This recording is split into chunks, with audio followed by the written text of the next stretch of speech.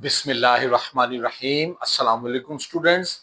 Yesterday we have discussed different lab or clinical scenarios regarding hypothyroidism. These scenarios are very helpful in performing MCQs. Today we will be discussing lab scenarios indicating hyperthyroidism. First of all, we have got. Again, I will start with the same words which I have used previously, that before going into the clinical scenario of thyroid hormones or thyroid disorders, you must have clear concept of hypothalamus pituitary thyroid axis, that these three glands are primarily involved in the regulation of thyroid hormone and the subsequent clinical scenarios. Okay, we start with first scenario. TSH is decreased and T3, T4, both hormones are increased. What this indicates? This indicates overactive thyroid gland, and this is called primary hyperthyroidism. I repeat, decreased TSH and increased T3 and T4 hormones. This clinical scenario, students, it is because of negative feedback mechanism. That is, when T3, T4 hormones are at higher levels, they negatively feedback the TSH production and decreases it. Our second scenario is decreased TSH level, normal T4 level, and increased T3 level. I repeat, we have got decreased TSH level, normal T4, and increased T3.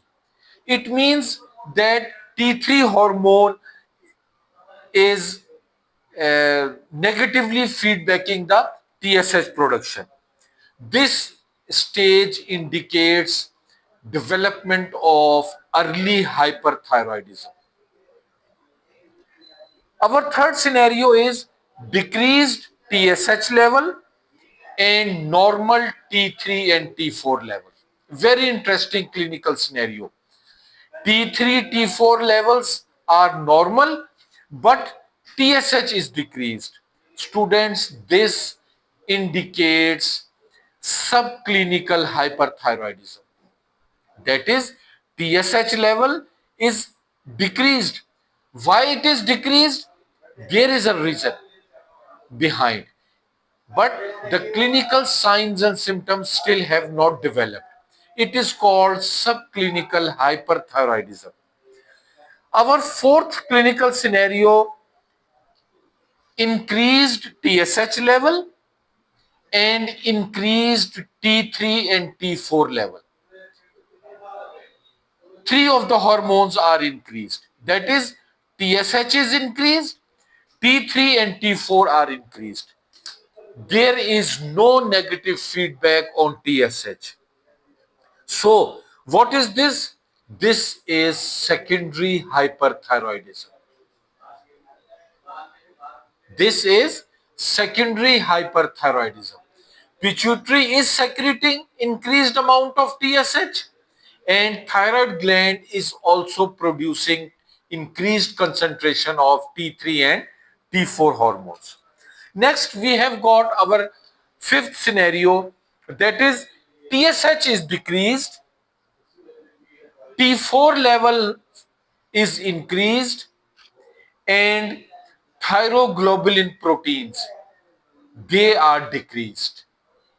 I repeat, decreased TSH, decreased thyroglobulins, but increased T4. This very clearly indicates exogenous intake of thyroxine. It means that the patient is on thyroxine medicine, and because of this thyroxine exogenous intake, T4 levels are increased, and this increased T4 has negatively feedbacked the decreased production of decreased TSH hormone. Next, students, we have got very interesting scenario, that is number 6 clinical scenario. TSH is decreased and there is mild T4 increase. TSH is decreased, but T4 is mildly increased. It indicates stimulation of TSH receptors by beta HCG hormone. And this clinical scenario indicates hyperthyroidism during pregnancy. Our last scenario is of drug-induced hyperthyroidism, especially the drug amiodarone, antiarrhythmic drug which is used to control arrhythmias and rhythms in CVS disorders. In this clinical scenario, we have got decreased TSH but increased T4. It clearly indicates effect of drug on thyroid hormone synthesis. So this was very brief about clinical scenarios which very clearly indicates hyperthyroidism.